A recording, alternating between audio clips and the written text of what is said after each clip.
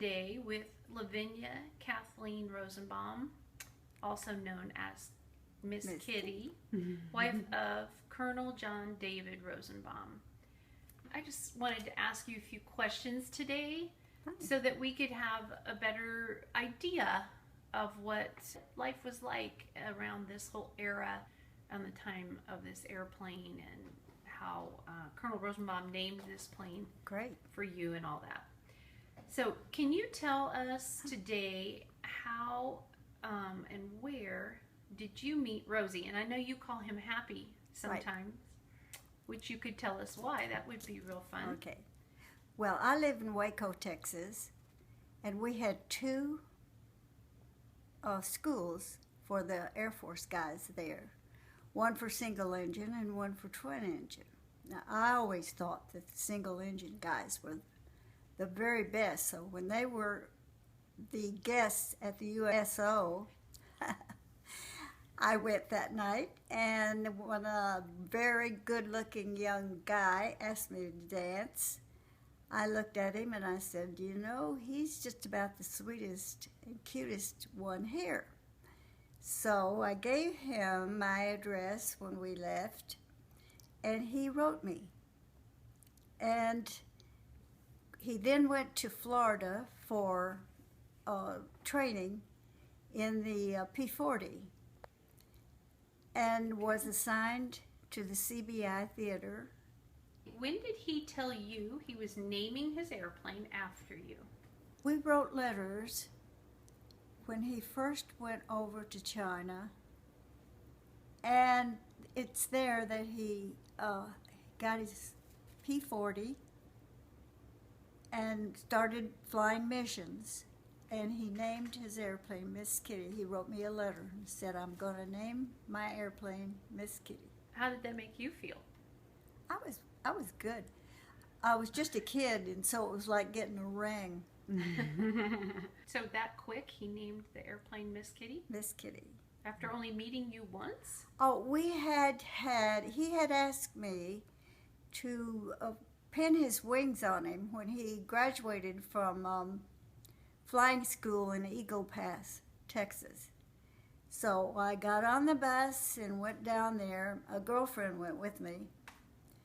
And we got down there and got all ready for the dance and for the ceremony of the pinning of the wings. And he was not there. It seems that he had gone to Matagorda Island for gunnery, and the weather had changed and he got stuck there. So I went to his graduation and pinned his wings on his instructor as kind of a joke.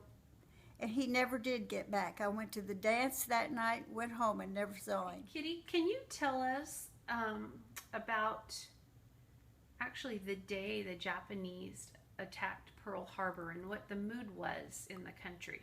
Oh, the mood was horrified. We could not believe it. I was in my first year of high school, and I was in the car like the kids did on Sunday afternoons. And when it came over the radio that we had been attacked in Hawaii, it was unbelievable. The pall just fell over the whole country. It was like they turned the lights off. And the next morning when we went to school, there were no boys. The boys had all gone to sign up for the service, one thing or another. The funny thing was so many of them signed up for the Navy, and this was in West Texas, Abilene, Texas, where they had never even seen a pond of water. So you met Dad at a USO dance. How did he feel about volunteering? Oh, he went through a lot to volunteer because they had a test that they gave the boys senior in high school. It was very difficult. A lot of math was in it, and he took that test to get into the Air Force because he always wanted to fly. That was his wish. would be a pilot in the Air Force. And he passed that test and then was sent to primary. Kitty, can you describe the life of an Air Force wife? What you enjoyed about it? Maybe what was difficult? This is the way my life began as an Air Force wife. I was only 19 years old, and we went to Randolph Air Force Base where they were having the RIF. And every day, the fellows would go in and look at the blackboard, and if their name was on it, they were out of the service. It was at that time that Rosie made regular. But the thing about the women was, here we were all new little brides, always, all of us teenagers, really. And we were called to a meeting by the colonel who was there at Randolph Air Force Base. We all went, all dressed up like you used to do in the service. And he said to us, now, I want you to understand that you are now one of a team.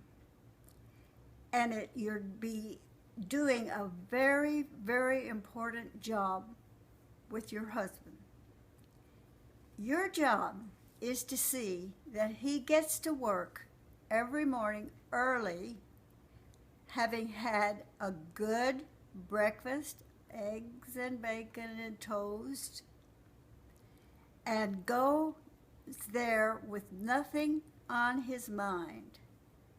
You don't give him any problems before he comes to work. His work is very special and dangerous. And so it scared us all to death. We didn't bring up anything in the mornings that would upset them at all. So we kept everything to ourselves and did everything to keep it easy for him. So in a sense, it gave me a job to do. And I took it very seriously, being only 19 years old. And I was very, very proud of what my husband was doing and what we were doing. And I loved the camaraderie of the men. I liked all the young wives. And we all started having our babies at the baby boom began with us. And I liked moving. I liked meeting new people. I liked the importance of what he was doing. And I liked the life. I liked being an Air Force wife. Okay, Kitty, what did you like the most about Rosie? I liked his sincerity and his love for what he was doing. When Rosie flew with the Flying Tigers, did he have an opportunity to meet Tex Hill? Oh, yes. Tex was there at that time. It was called, he was not a volunteer like the first Flying Tigers were. Right. But he was the Air Force, which was the Army Air Force at that time, was so impressed with what the Flying Tigers were doing that they wanted them to be in the Air Force. So they formed 75th Squadron, and they were both in that squadron. Okay. Tex Hill was probably the squadron commander, I don't know. Okay, sure. Did Rosie and Tex ever participate in a mission together? Happy never talked about anything about his flying or who he flew with or what they were doing. Okay, but you said you went, you knew Tex? Oh, yes. Personally? Tex lived in Texas, and we were always stationed in Texas.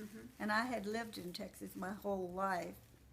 And every time we would go through the town, and I'm trying to think where he did live, if it was in Austin or not. But we went through the town where he lived, And we always called, and they had us out for dinner several times. And they would always serve rabbit, which he had shot. Okay.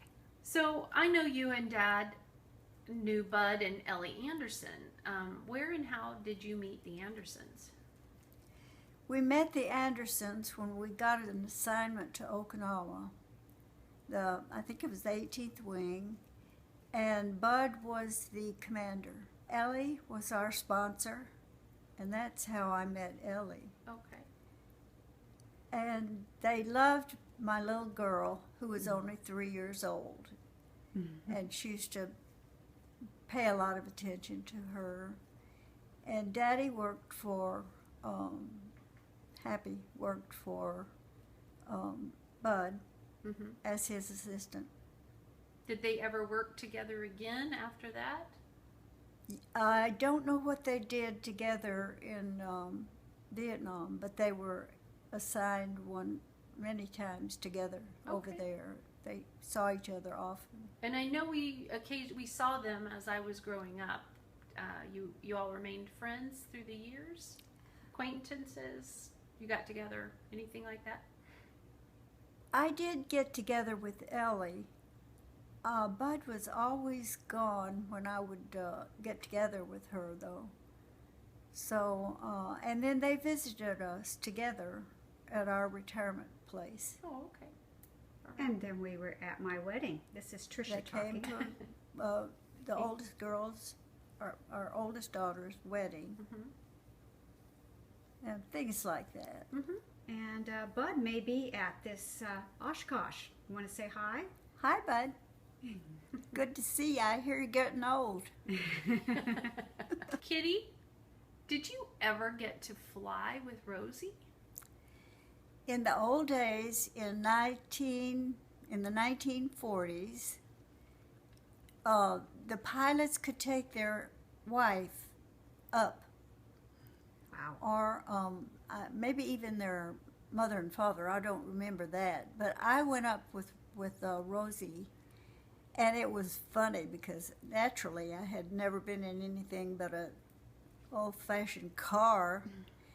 And this had the airplane that he used as an instructor at Randolph didn't have a canopy over it, and he threatened to do a roll. I was panicked and ready to get out of that airplane. I'll tell you, I just knew I'd fall out. It was a good thing. Was he a good They pilot? quit doing that soon after that, I think. Sorry. Was he a good pilot? Oh, yeah. I wouldn't have got in it at all. I hadn't thought that.